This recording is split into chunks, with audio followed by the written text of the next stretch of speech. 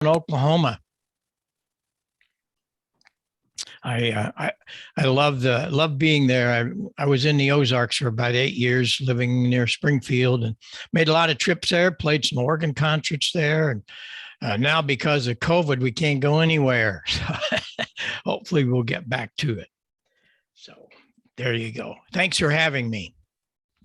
Thanks for having me. We ready to kick this off, Mark? Yes, we're good. Okay. All right. Well, I got a lot of things that I can help you with, but I'll give you a couple of minutes of where I started. When I was 12 years old, my parents bought me a Hammond organ, and that was quite something because they weren't wealthy people, but I had been playing the accordion, and I didn't realize it was going to be the basis of two of my careers. I took my organ lessons in St. Louis across the street from Walter Ash.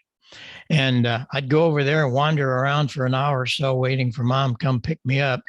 I got real infatuated with all the gear and stuff, but I carried on. 2 years later, I became a professional. I was playing in restaurants around Southern Illinois, doing quite well as a 14 or 15-year-old kid. Had a 54 Plymouth convertible that I'd drive around, and I was 15 when I got that, but I had a special driver's license that I could do that from the state. But I then, a year later, I became the organist at the Fox Theater. Now, why this is important that I tell you this is that Stan Can was the organist there, and he hired me to play substitute, but there were 3,500 pipes in that organ, and it hadn't been played in 20 years. And they all needed attention, tuning and voicing. Tuning is no big deal octave-wise. Anybody could do that. Voicing, aha, that's where I learned to listen. And listening is something not a lot of people do. They just hear. Hearing is a physical process. But when we had to go through all these pipes and listen to the different harmonics and the values of the tonal construction, you had to really dig and listen. And again, little did I know how interesting that was going to be. That picture was taken in Tulsa. I played several concerts in Tulsa, and I looked to go back. But I never forgot that Walter Ash. So I went back and I got my license, and it was a technician license. I was a technician for 17 years. And the reason why I never needed to go any lower in frequency was the bands are open all the time. And when I say this today, a lot of people say, yeah, right. No, I'm serious. 6 meters was open just about 24/7. It was this greatest sunspot cycle ever. And it was just wonderful to be able to work all around the globe on 6 meters. That Harvey Wells is still with me. There it is right there. I was on the air yesterday morning. I'm on the air every morning on 3885. A lot of this, we'll talk about this in just a little bit. But I loved AM, and I still do, and we're going to talk some more about that. But the situation was that somebody's talking. While I was there, I asked them if they had any 22 shells. They said, no, we can't get 22 shells. You guys hear that? I thought that was over with. Somebody's on a telephone. Yeah, somebody needs to mute their. Huh. Weird. Okay, are we good? Yeah, I think we've got it. Okay.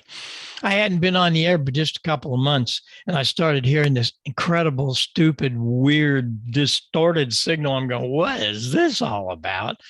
And the next night I listened again. He was still there and same frequency. What is this? I happened to be fiddling around. I'm new ham now, and I had an SX99. I pushed the BFO button. I didn't know what else to do. And a voice popped out. Wait a minute. 1956, single sideband, 6 meters. Whoa. So I got up the nerve to call him. Now, you understand on AM in those days, you might be on 50.1 and he might be transmitting on 50.4. That's why you hear a bunch of us old codgers when we call CQ, we'll say CQ from K9EID tuning, because you had to go find who was calling you. And he came back to me. I couldn't believe it. Well, long story short, it was K0DGE, and he was one of the first single sideband stations on 6 meters. We found out later. And I would meet with him in between some of the shows I would do in St. Louis. He gave me his address, and I rolled up to that address, and it was KMOX radio. Larry was the chief engineer, and he took this kid under his wing and taught me how to build. And would you build me one of those? Oh, no, but I'll teach you how. And so he did. I went back to Walter Ash. I bought a Central Electronics 10B, built that from a kit. He also said, you get a grid dip meter. We're going to teach you how to use a grid dip meter. I love my grid dip meter, still have it, still use it. And he had a list of parts and a chassis, and we built a 36 meg oscillator. You take 36 and 14, what do you got? 50 megs. And I was just going crazy. I needed a lot more space in my table because I kept buying more gear. My parents loved it because they didn't have to pay for it. I was doing quite well. Only went to school a required number of days because I was really indebted into that theater organ. I wanted to put a bigger antenna, and Motorola dealer south of me, he and a construction engineer, K9SGD and K9EBA, put up a 110-foot Roan, and that's a 36-foot long 11 element 6 meter antenna, and a pair of J beams for 2 meters. Kind of interesting though, the antenna that Telerex had just come out with was a spiral array. The elements are not all horizontal and they're not all vertical. And what the situation was there, when a signal leaves your antenna, it does not stay in the plane that it left. It's always changing polarities. And when people go into big, deep fades, that is what's happening. And I was always amazed that you don't read about this stuff. I mean, how do we learn this? I don't know, because it's very important, because it all has to do with phasing. We're going to get into that in a minute too. But anyway, I just kept going like crazy. I built a 6 and 2 Thunderbolt. So now I had 1.5 kilowatts on 6 meter and 2 meter sideband. And I was just thrilled. It was so much fun. I got a call from Bob Drake one day of the Drake Company. He said, you the guy that's got that kilowatt on single sideband, 6 meters? I said, yes, sir. He said, we'd like for you to visit our club meeting. We do this annually. It's a technical meeting. And we want you to come and tell us how you did it, because we found out from the ARRL as they researched things, you're one of the first 10 on single sideband on VHF. So a friend of mine had a Bonanza airplane. He said, I've heard about that place. Let's go. And so we flew off to the Biltmore Hotel, where they had taken all the furniture out of one of the floors. There was the Collins room. The Wes Shum was there with his Central Electronics, the first single sideband transmitter in ham radio. Carl Mosley was there, Bill Halligan from Hallicrafter, Telex there, J-beam guys were there from Europe. It was just amazing to me that all these people, they were like celebrities to me, because I had read about them in the books, QST and CQ and so on. Well, I walked into the J-beam room, and of course I had a J-beam up, and they knew about that. So they said, we're wanting to do an experiment. Would you like to help us? And hey, why not? So they sent over their antenna for me to experiment with my kilowatt on sideband. The antenna was 128 elements on 2 meters. It was amazing. We had a spare lot beside our house, and my parents didn't care. So we put up a 40-foot Roan with a 40-foot boom. The Motorola dealer knew a lot about phasing and all the harnesses, and we built all that. I learned a lot because phasing is a big deal, and you never hear about it. Like, what's wrong here? And so that was a huge piece of instruction for me, and I just really had a great bit of knowledge from building all of this stuff. But ham radio was my college professor. It really was, and it paralleled with my organ career.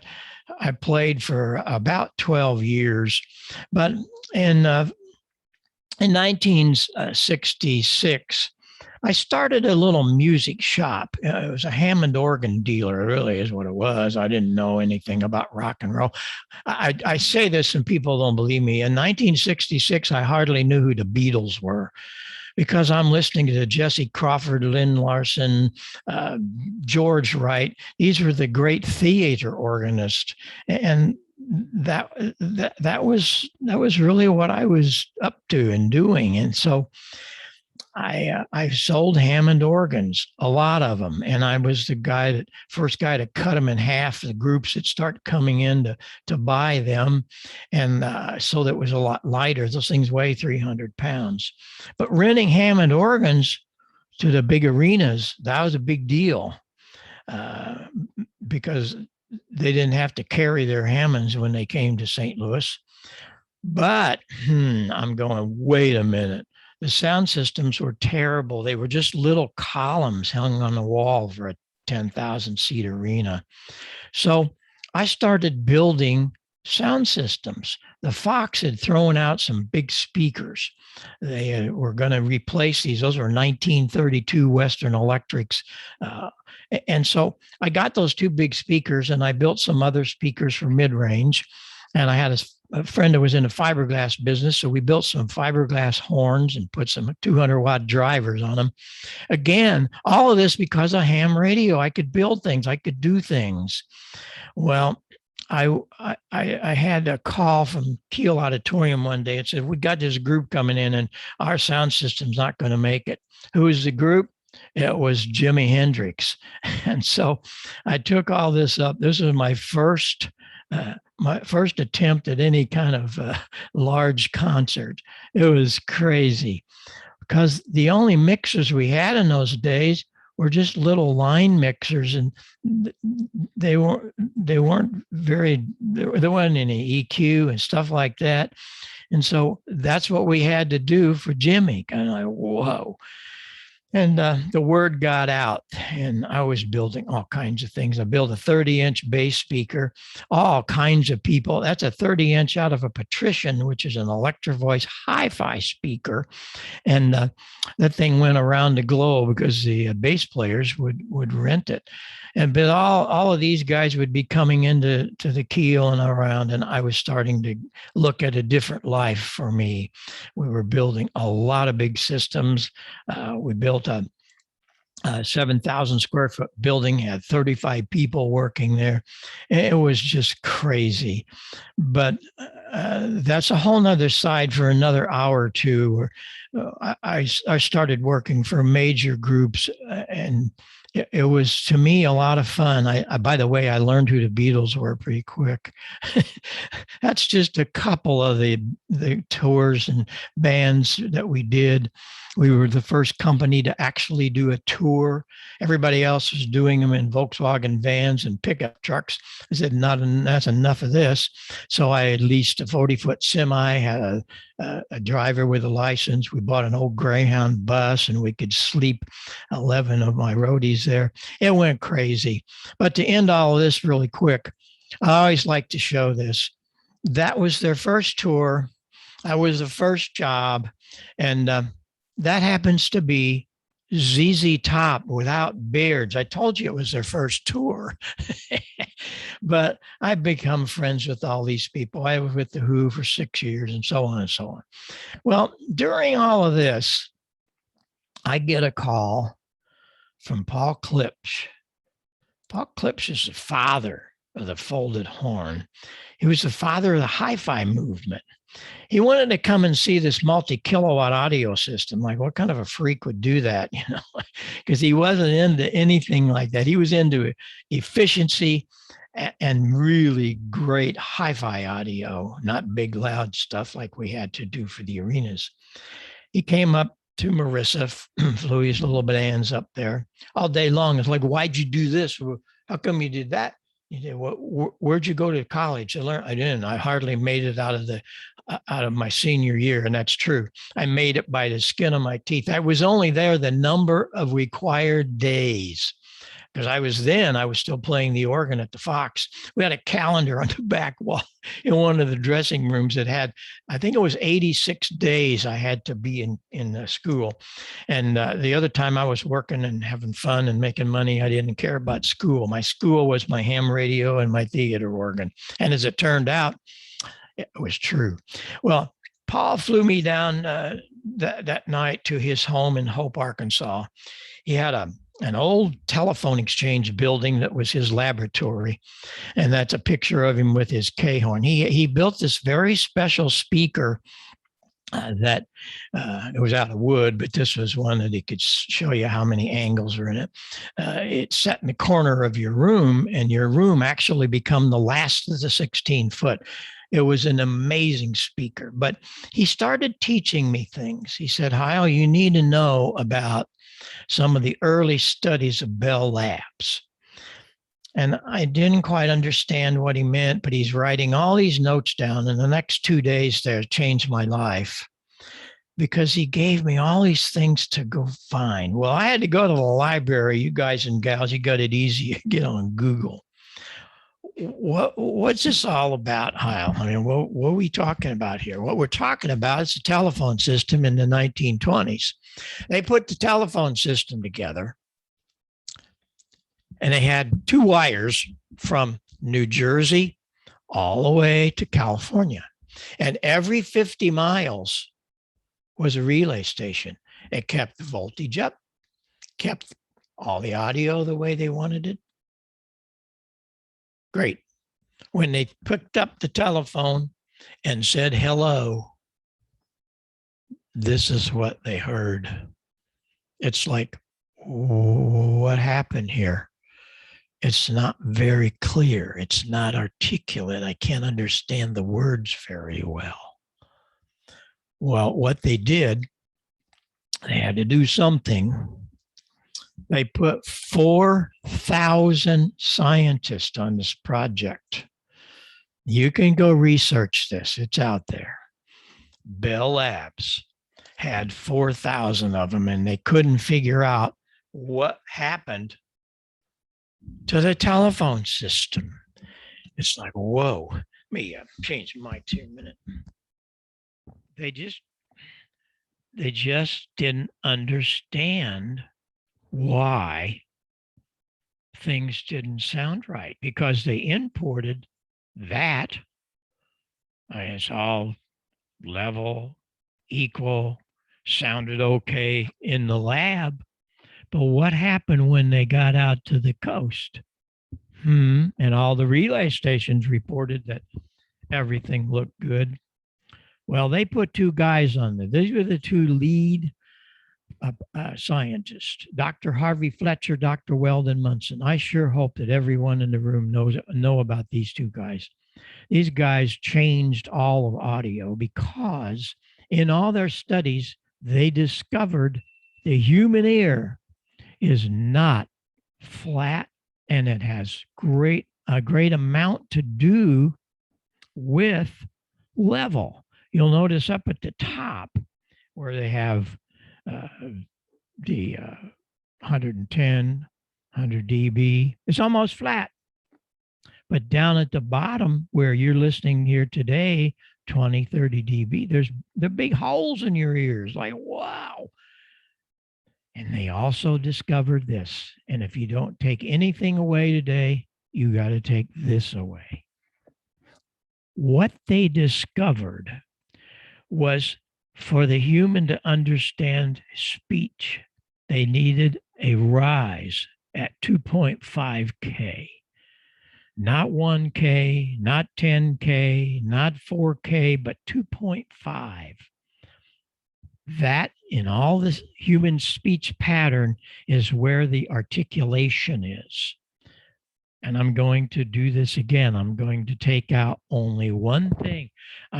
This is a parametric EQ. We're going to get into that in a minute.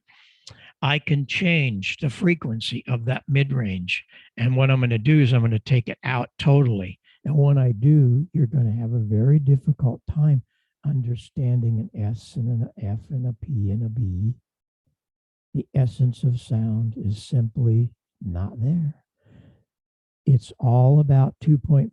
Now I'm going to put it back in. And when I bring that 2.5 back now, wow, the essence of sound is beautiful. The S's are clean. The F is clean.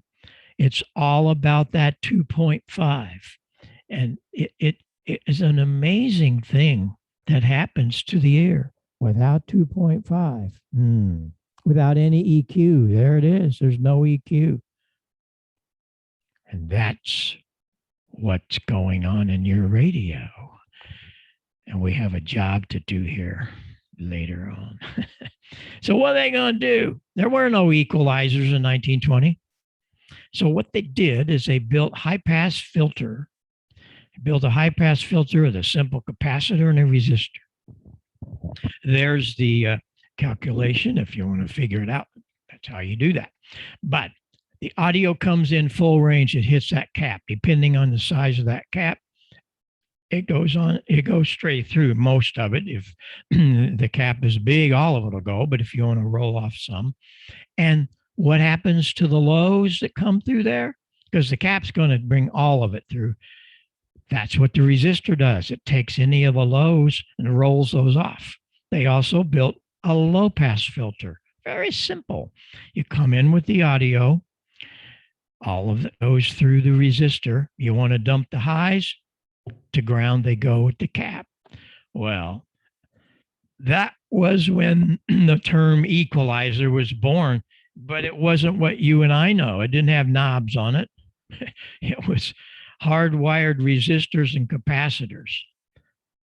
But in 1930, this genius little guy, look how young he was working for RCA. And his job at RCA was to work with motion picture theaters because the talkies came in and they were having a difficult time understanding the songs and the words. Why? Because they didn't have any EQ. It was flat like this, like many radios sound today. So what do you do about that? So he knew, of course, he was an engineer. He knew about high pass, low pass filters. So he built this little rig, built several low pass filters and several high pass, and he could switch them out and determine which ones he wanted, and he would hardwire them into the system. This was the beginning of the equalizer. However, now pay attention here. We're talking 1930, 31. Nothing, zero, nothing else happened until the hi-fi movement in 1948 to 50 on through 1960. And they had a very simple form of an equalizer. And basically they had a high pass filter and they would put a variable resistor instead of a fixed resistor for their high and low pass filters. Now understand, we're talking all of those decades, but in 1967, Langevin, who built recording studio gear, they came up with the very first variable equalizer. There's two of them here side by side, just so you don't confuse. Look on the right, there's two knobs at the top, and you see you can select the frequency, and then you can plus or minus, raise or lower that by 12 dB. And that was a miracle box when that came out. And all of us in the audio business are going, yeah, because we didn't have any equalization. Equalization for me, when I had all these big systems, was using the different size of speakers splayed in the different positions and using different kind of coils on the drivers and stuff like that. We had to really work at it because we had to do it physically.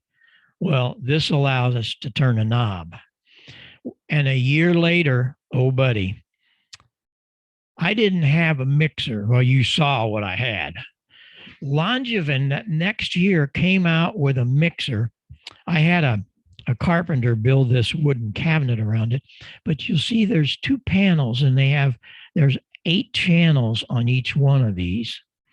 This again just was a miracle because we went from what I'd shown you, just a little strip with a couple of mic inputs.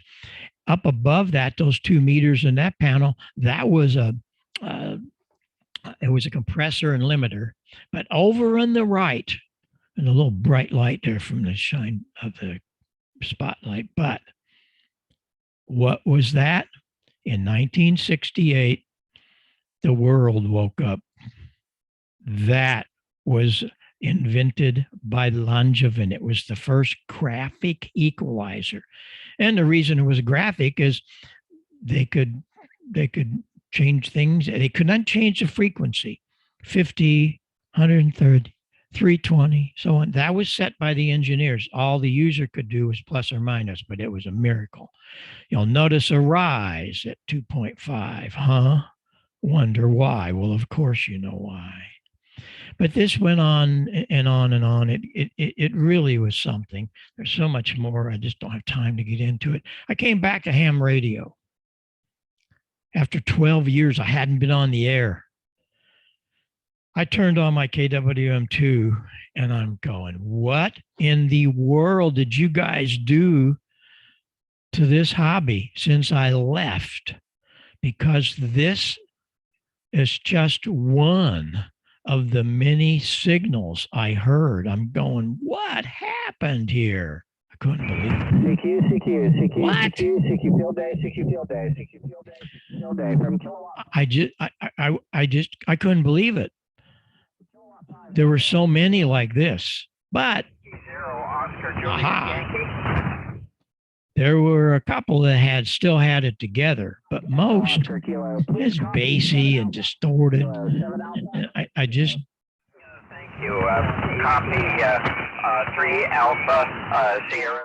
I didn't understand what had happened. Well, what had happened is the import radios came in. They had no EQ. They were wider filters. They had matching microphones. The only matching was they were painted the same color. They were terrible. They are. They fooled you for decades. I said, oh my gosh, I have a job. I got to do something. And so what I did is I built an equalizer.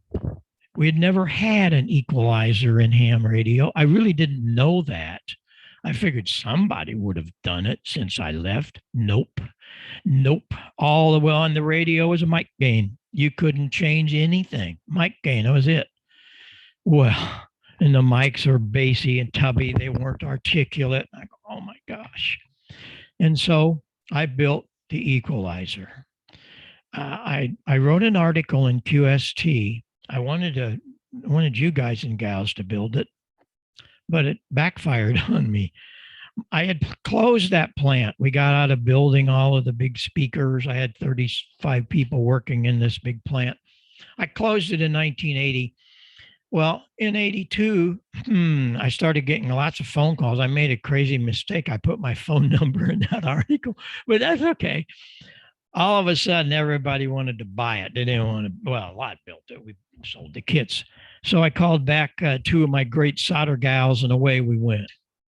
Equalization was up and running in ham radio. We sold thousands of these. Maybe some of you have some. Well, we fast forward to this in 1999, and I got a letter from Dr. Inouye. Dr. Inouye, ICOM, Inouye Communications. He had a picture of his station. It had one of my EQs and one of my Goldline microphones. I was blown away. He figured it out too.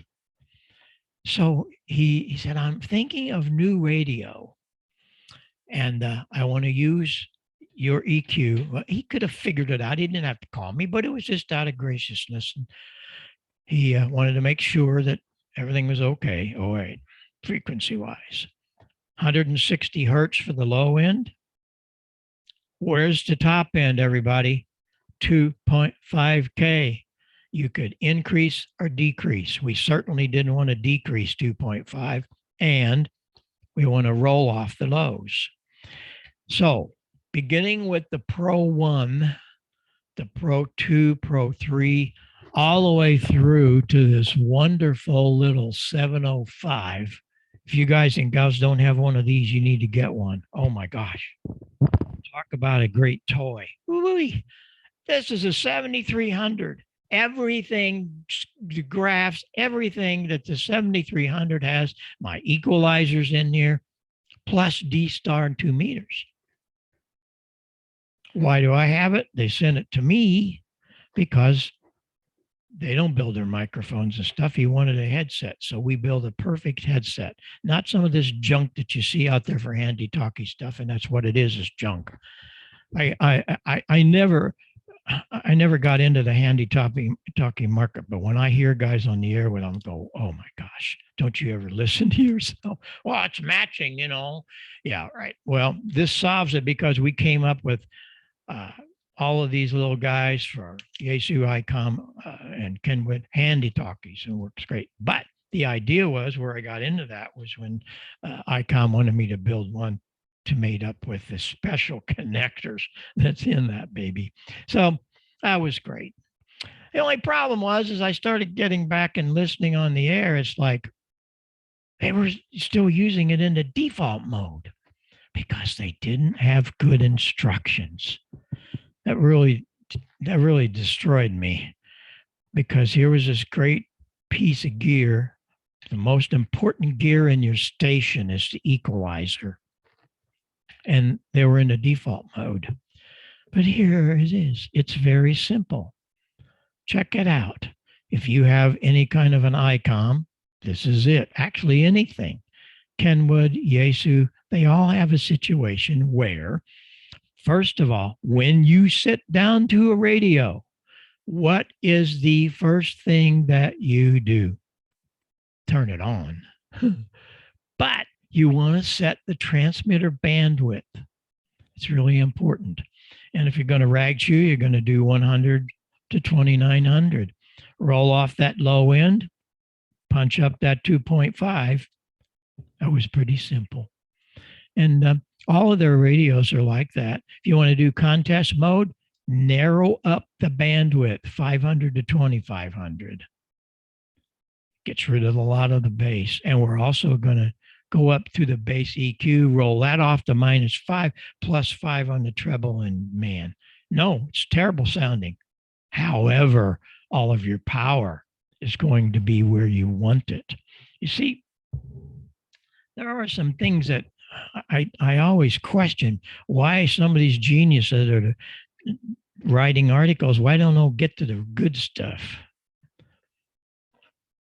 Here's a really great description of what happens when we have bandwidth and equalization. If you're going to do rag chew, we're going to be level. We're not going to have any kind of peaks. A little bit of 2.5, that's all. But what happens if you want to do contesting, or you just want to cut through the noise? You narrow it up as we just did there, 500 to 2500. You opened up the 2.5. That's the only open door. Where's the RF going to go when you narrow it up? Well, you know where it's going to go. It's going to go to 2.5 because it's the only open door for the RF, because you've narrowed that filter, but you didn't do anything with the power. And now we can have some really great articulate audio for that type of operation, or just any time. A lot of guys don't realize how important that is. And to close all this off, Dr. Hasagawa came to me a year or so later. He came into my booth at Dayton. He owns Yaesu. I want to do it better. I said, well, we could do a parametric. That'd be good. I'm not so fast. Why? I said, well, with the two band as we did for ICOM, we have two controls. That's all you need to worry about. We set the frequencies. All you got to do is plus or minus.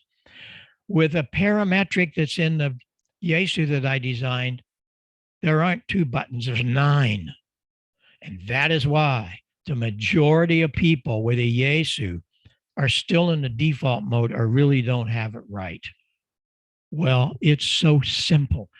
And I told him education was going to be good, but you look at their graphs in their manuals, it's terrible. I designed the equalizer. I don't understand all of that.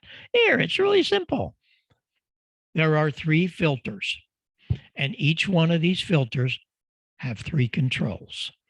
And here is what happens. You set the first one, the frequency, at 200. You could set it at 100. I set it at 2 because I'm going to roll that bass off a little bit harder. You're going to level. You're going to plus or minus it. We're going to minus it. Bandwidth is going to end up being at 2 octaves. What about the next one? We're going to set it at 900. Why do you do that?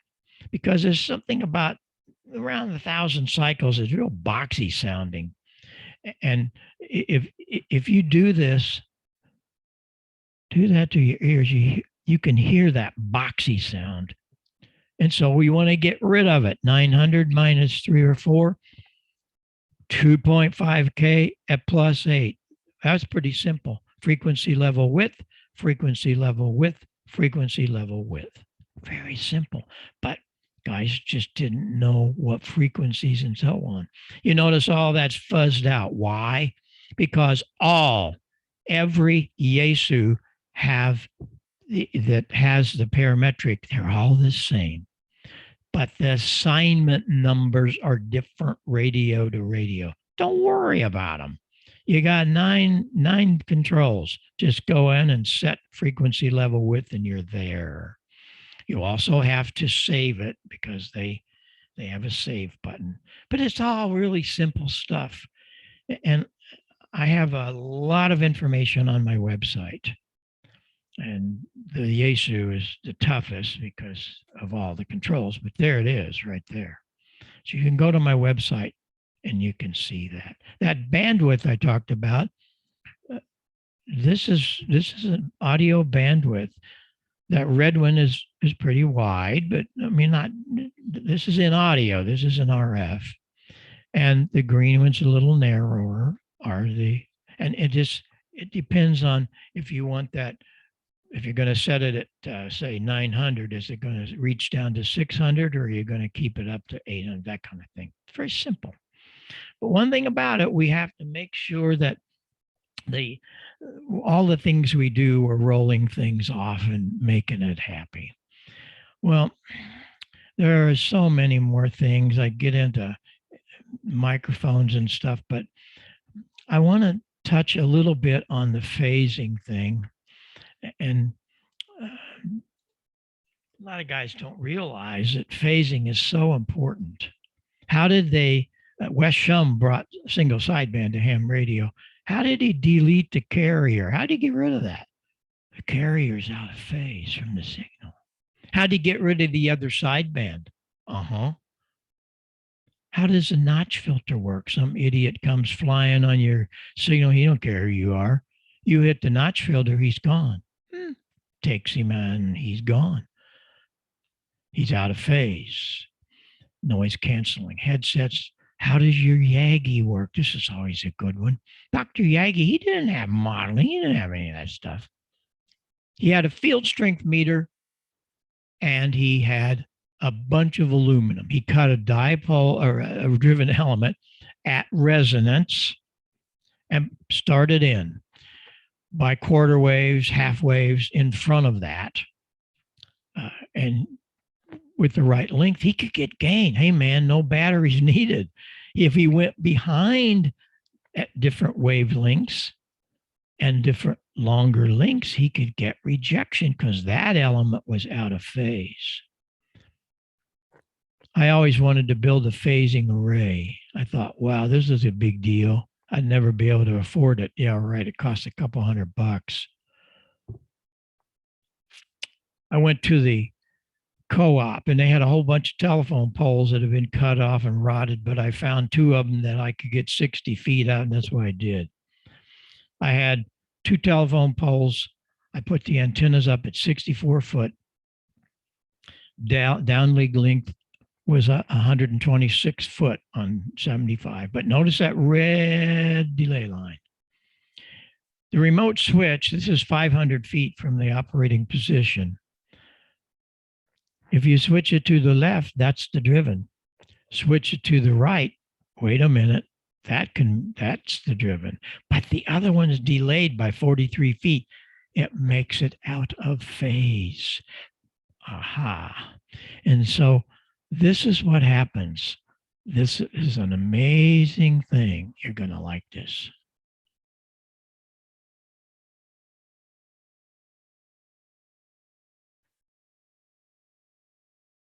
We have just completed the installation of a 75-meter phased array antenna system consisting of a pair of coaxial dipoles mounted atop a pair of 55-foot telephone poles.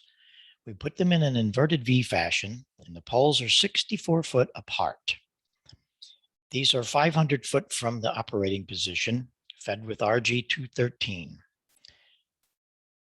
In order to make the antennas directly from east to west, we use a delay line of 43 foot here on 75 meters that's switched in and out of the driven element, either east or west. The downlead length is 126 foot. We take all of that coax, the downlead length, the 43 foot phasing delay line, and mounted them in a container, one of the plastic container boxes that we actually buried. And just the top of it shows. It's all sealed, so it's waterproof. But that's the way we get to switch all the components from 500 foot using one of the Amatron RCS 8V remote switches. It really works well. Take a listen to how we can get at least 10 to 20 dB difference east to west. Like a lot of people do. Mine's usually 3 inches or so. That's just after you done mow it. And I know, probably,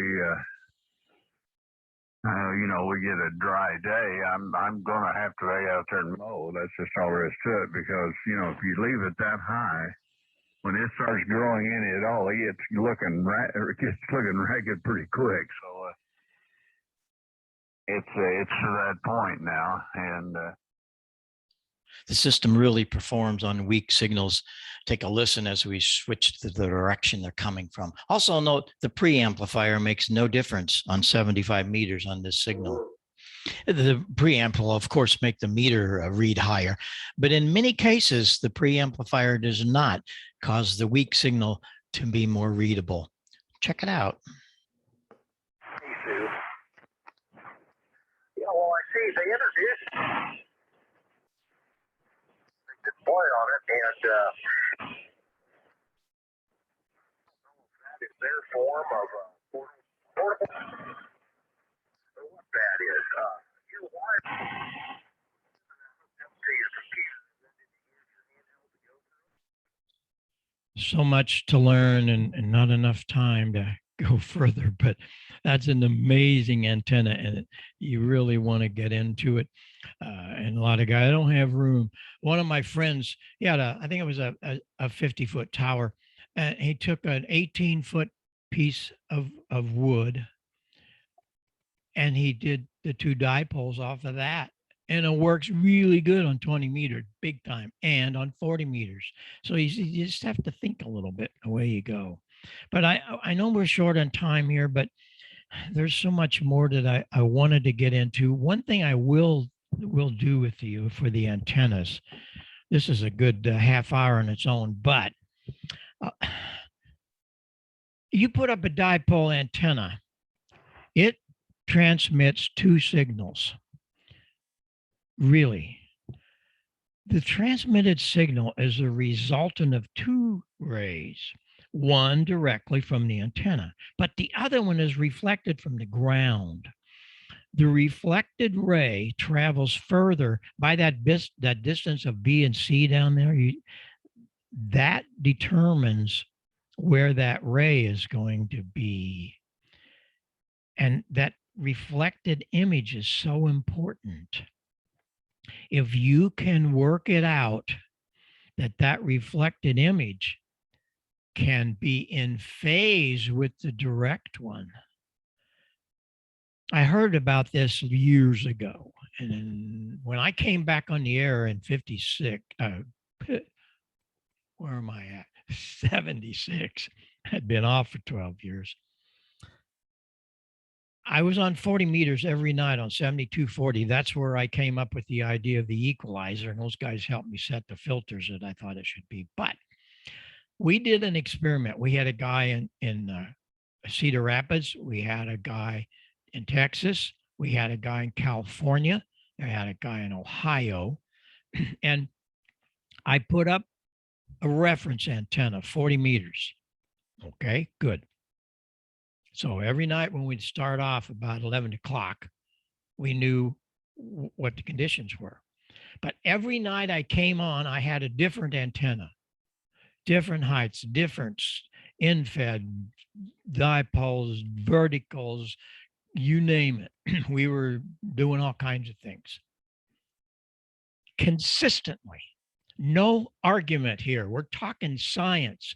The dipole won. Of course it did. It's a balanced antenna. And I never do understand these infed things because they're not balanced. What do you do with the rest of it? You have two signals. You have a ground and you have, what do you do with that? Well, you got to dipoles. But then we started in, I was at 10 feet, 20 feet, all that, different heights. What was interesting about it, I had one we finally determined that at 33 feet on 40 meters, wait a minute.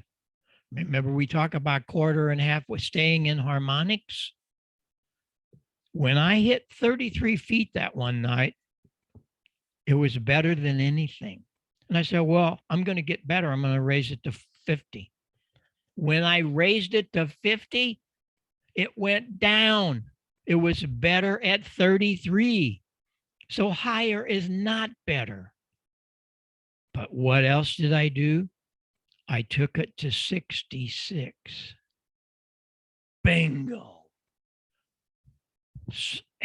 It's all about harmonics, guys and gals. It's all there. Why are we not hearing about this? We hear about, well, if you made it out of this kind of wire, it's better. Oh, that's nonsense. It's really something. This is the important thing. Because if you can get that reflected ray, and you all have it. I had one guy say, well, I don't have any. Well, yes, you do. Yes, you do. If you can get that reflected ray in phase with direct, you got something happen. When I raised that to 33 feet and 66 feet, yes. As I say, we could be here for, it's some of my favorite subjects. I love it. The other thing is building. I got to get into this because, I did HamNation for about 10 years. And one of the great projects there was the Pine Board project. The last 2 years I was on. I want people to build. And so I did a very simple project. I called it the Pine Board project. This is how I started building things. You do it on wood. And back in the 20s and 30s, 40s, this is how people built things. And it works great. We build a power supply. We build a microphone equalizer preamp, 12AX7. We build a 6AG7 and a 6L6 for modulator and final, 5 watts on 40 or 75, crystal controlled, and put it all together and away you go.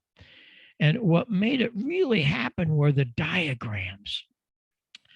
W4IQ Gene was a graphic artist at General Motors. Look at those diagrams. Oh my. They're really good. They're better than the Heath kit. If you remember what the Heath kit, they were good ones, but these are something. You didn't even need to read a schematic. You just do that. And we had over 1,000 people, and they're still building. And you're going to say, well, how do you know that? Antique, I want you to write this down. Antique Electric Supply in Mesa, Arizona. If you don't know about them, go look at their site. They have everything, all kinds of controls and knobs and this and that for new stuff, old stuff. Well, they have kits. They have the pine board power supply. They have the pine board equalizer preamp. They have the pine board transmitter final. And it's all there. The only part they don't have is that coil on the extreme right. What do you do about that? Well, if you want to really do it, you wind your own, but you go to MFJ. That's a coil out of their 811. They'll sell you. Maybe you don't know this, but they will sell you every part they have. Wonderful, wonderful company. You know, it's not what people years ago when he started, but not now. It's quite the company. But anyway, we had a lot of people were still building, and it hit the front cover of QST. It was the lead article, and it really took off. I had a lot of doom and gloomers when I started. Oh, you're going to kill somebody with high voltage. No, at the beginning of each program, we talked about respecting high voltage. I learned it when I was about 18 years old and built that kilowatt. The other thing about it is the AM window. This really disgusts me. A lot of guys that have come into the hobby since the late 70s into the 80s, they don't know about the AM window. Back when sideband came up, when Wes Shum brought it in the late 40s through the 50s, it was really wars. I wasn't on low frequency, but I listened a lot. It was quite entertaining to hear these guys go crazy because you had the sidebanders and you had the AMers.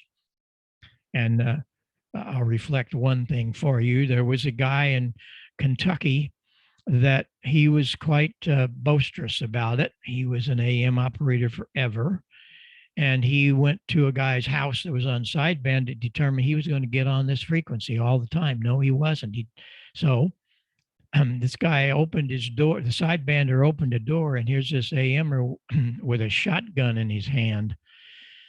You're going to respect us, buddy. This is a true story. I could tell you several of them, and I could name them. But anyway, a couple of them are dead already. They passed away.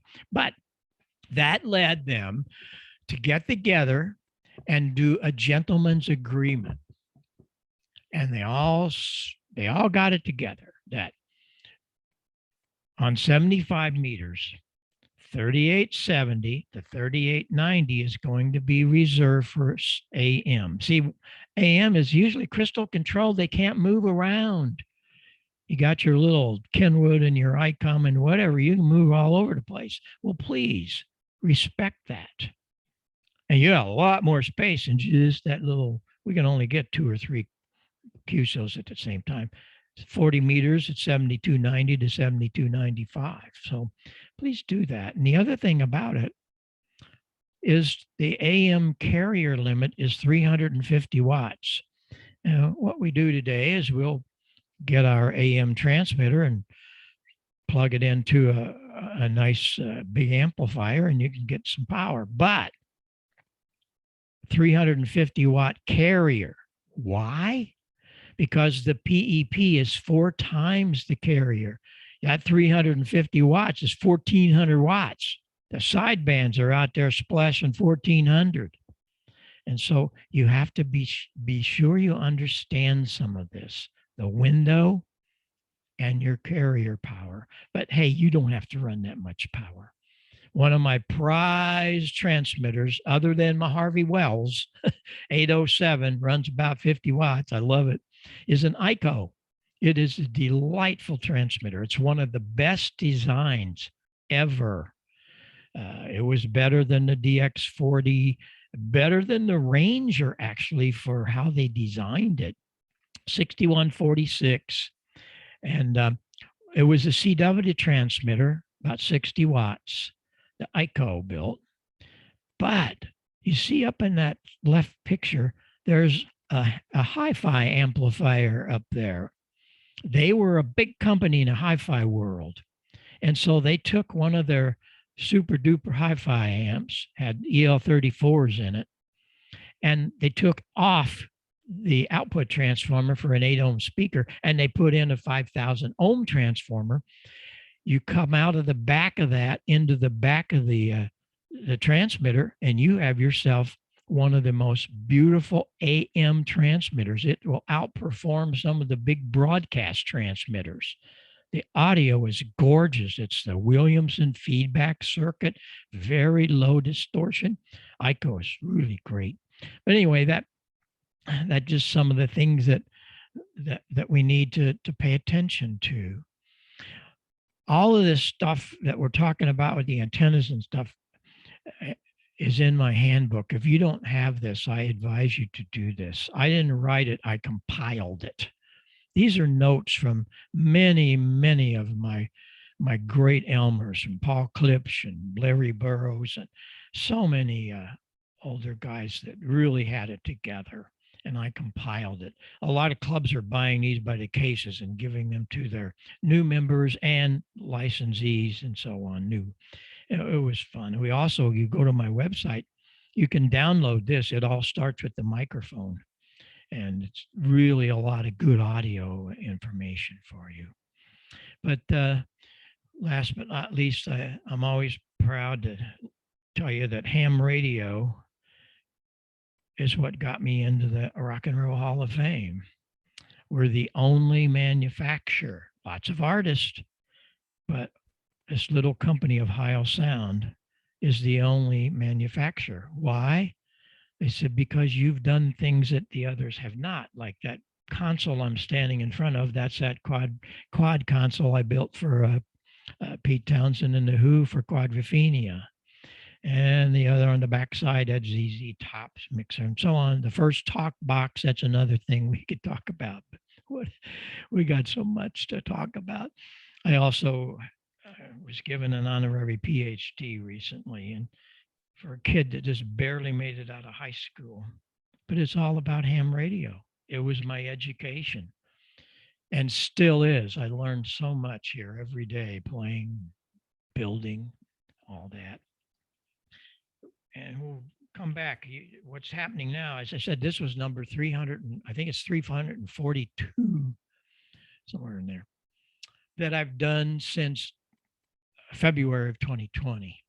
It's been wonderful because we can have these kind of things. Even if it was live, I can't do all this live. I have all this stuff here. But anyway, the clubs will come back and pick a subject and we'll focus on that. Some of them want me to come back and talk about living with the Grateful Dead and the Who.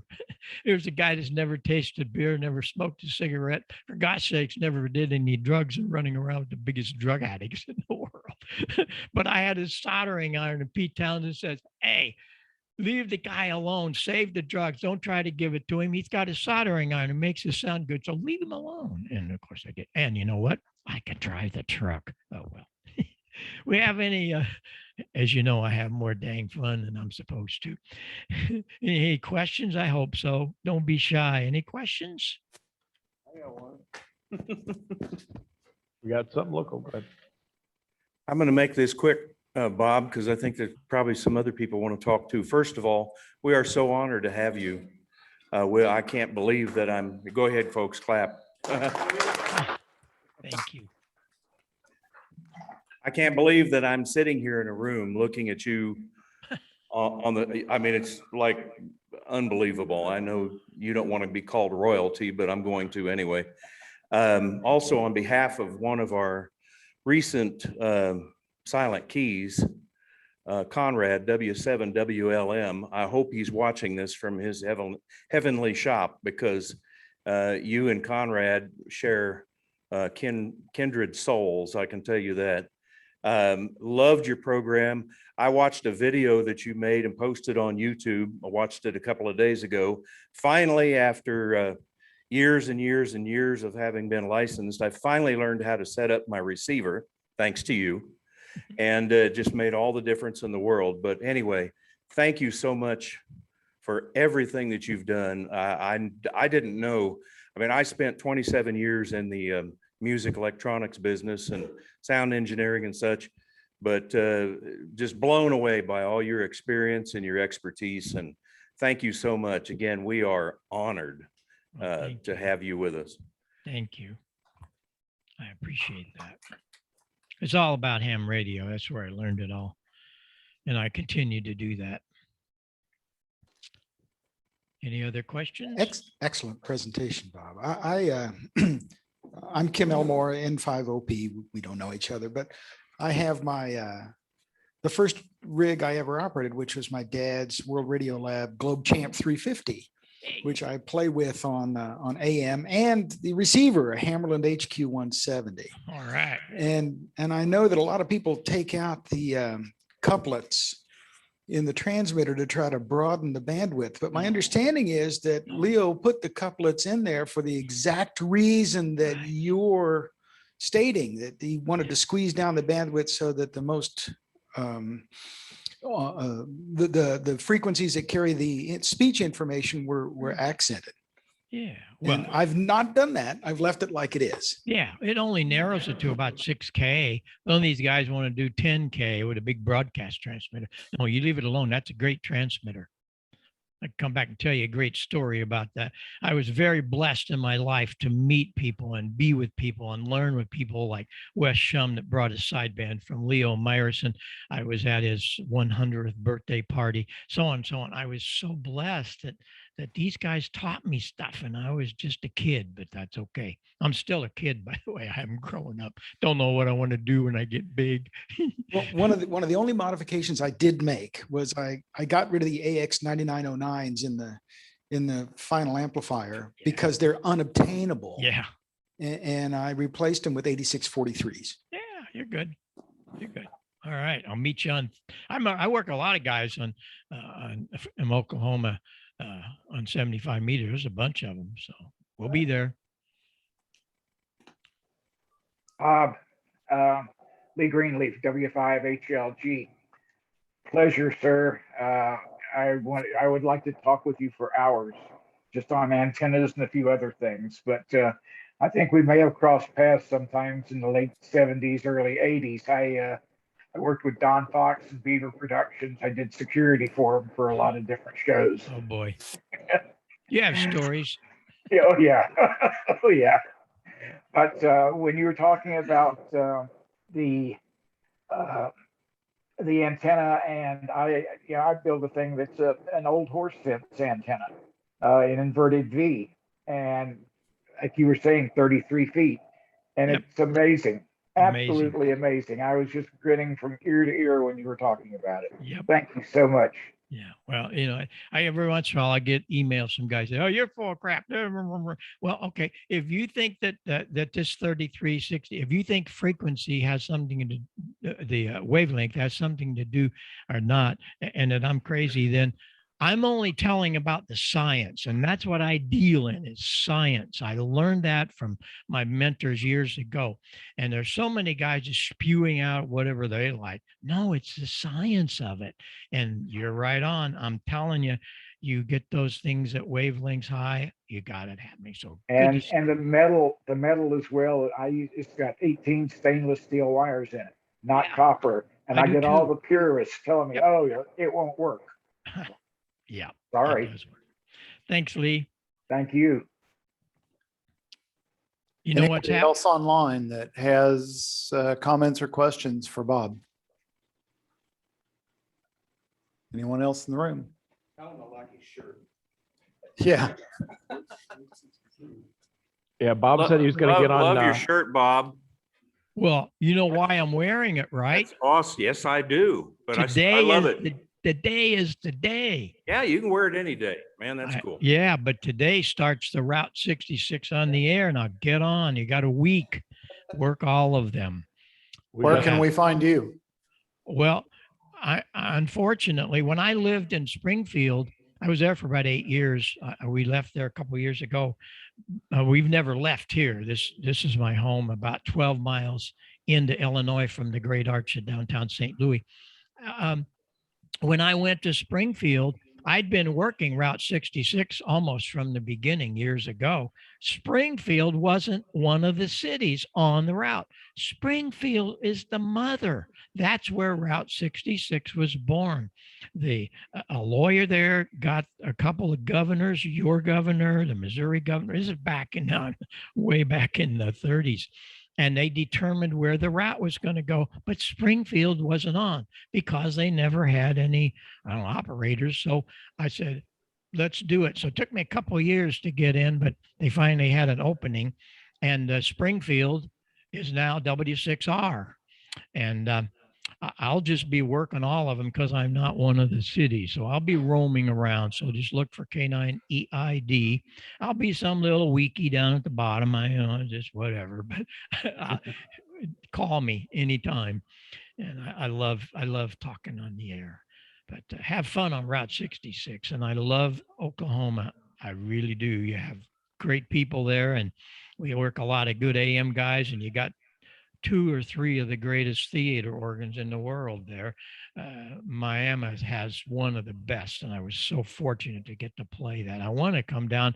I had plans to come down and do a ham radio organ concert. I've done several of those in California, and almost everybody that came were hams, and boy, did we have fun. Had it all planned.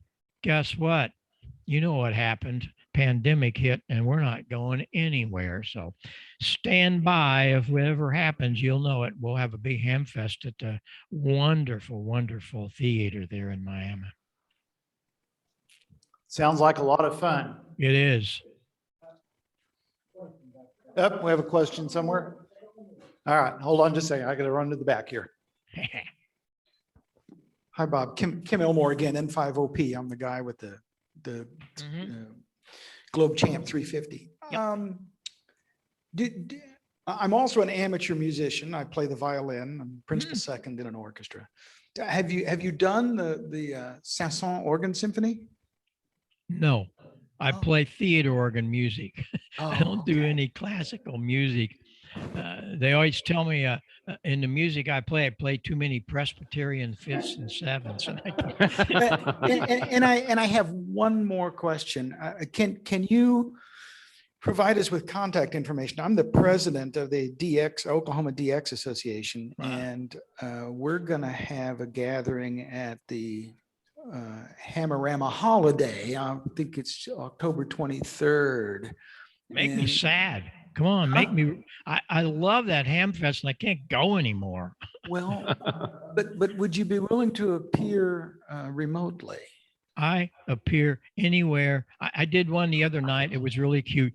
There were 3 guys. They were teens, formed a radio club. They just got their license, and they wanted to know if I would be able to help them. And I did a presentation, a little pretty, wasn't quite high end, try to keep it simple beginning. And there were 3 people in the audience. Anywhere there's a microphone, I'll talk if I can help somebody. You just send me an email, K9EID@ARRL gets it. I will. And Thank I'll you very be much. anywhere you want, anytime. As I said, I'm doing hundreds of these things, and I love it. We have got to share this information because, gosh darn it, the handbooks aren't, the manuals aren't. All they want to talk about is buying stuff and selling this stuff. Now, to be honest, I'm a CW guy, but there's a lot of phone operators, and I think that'd be great. Thank you very much. Yeah. We got to talk about why you want one of these. The Pro 7's been the darling, but that's okay. We'll talk later. Bob, I'll come in one more time. Lee Greenleaf, W5HLG. St. Thomas More in Norman is in the process of $1 million rebuild on an organ. Mm-hmm. I think it has 970 pipes. Mm-hmm. And it's something else. I'm forgetting where we acquired it, but the university had a organ program that they recently discontinued. You live in Norman? Yes, sir. You know Harold? Yeah, Everybody knows Harold and Barbara. everybody knows Harold. Well, tell him Harold's I on, said he's hello. on here. Huh? Isn't he Harold's on here? Is Harold here? He was earlier. W5IFN. He was earlier. Yeah. I don't know what happened. Yeah, He fell off. W5IFN, yeah. Tell him I still love him. There he is. All He's right. coming back. He's Wait, coming he's back. He's coming back. Okay. You can't get rid of him. The Harold, bad penny. There he is. Harold, Hi. unmute. Thank you, Hey. Harold. Hi, Bob. How you doing, buddy? I'm doing lovely. Are you taking care of Barbara? Barbara Jean wanted me to give you a Zoom hug. Okay. Yeah, I'm with you. I love you guys. Sorry we don't get together more. Yeah, that's great. With this stupid COVID, we can't go anywhere. No. Well, it's sure good to hear you. We'll catch up one of these days on the air. Yeah, when you make your next trip in your mobile to the post office. Yeah, there you go. You still on 40 meters? Where are you? 7245. Yeah. I'll be looking for you in the afternoons. Okay. Okay. Thanks for coming back. I think about you a lot. I really do. Thank you, Bob. Yeah. Yep. Bob, I'm curious. During your presentation, how many microphones did you display for us?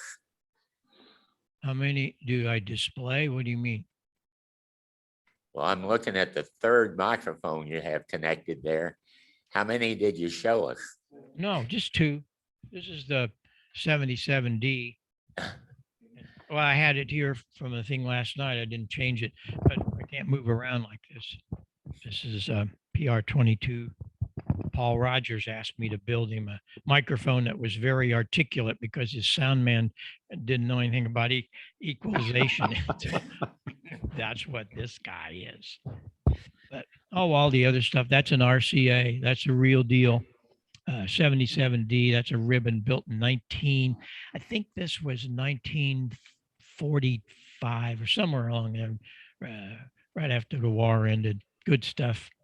And that's the ICM. That's the microphone that Dr. Inouye commissioned me to build for the ICOM. And it is absolutely wonderful. So all kinds of good stuff. And that was a PR40 that I had before. Yep, all kinds of stuff. Very good. Anybody else? For the guys that are on the Zoom call, I put in a bunch of links to Bob's stuff on the chat window there, including the antique electronics supply link. Yeah. Boy, you got to saw visit. that. They have such fun stuff. Wow. Yeah. Good Yeah, I stuff. saw that. Thank you.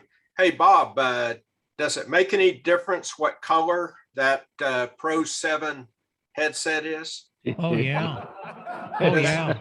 You held up a red. Does that make any difference? Is that the Oh. best one? Oh, absolutely. Red is always louder. Especially in Oklahoma. Boomer. Some people Yeah. don't need that kind of help. So cool. Yeah, they should be crimson, not red. I make All a right. pink one too, if you're interested. If I'd have been thinking, I'd have wore my blue one today. Yeah. All right, anybody else? If not, let's thank Bob for his presentation. What a wonderful, Thank you, what a Bob. wonderful presentation. Thanks. Next time I'll come back and I'll dial that up and play you a minute worth of theater organ. Deal. See you later, Bob. Thanks. Okay. Thanks, guys and girls. All right, thank you. Bye-bye. Bye-bye for now.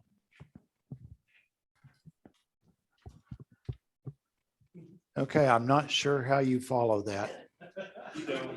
But we're going to try. Articulate. But we're going to try because we're going to have minutes from last meeting with Chris. Oh, yeah, have me go after.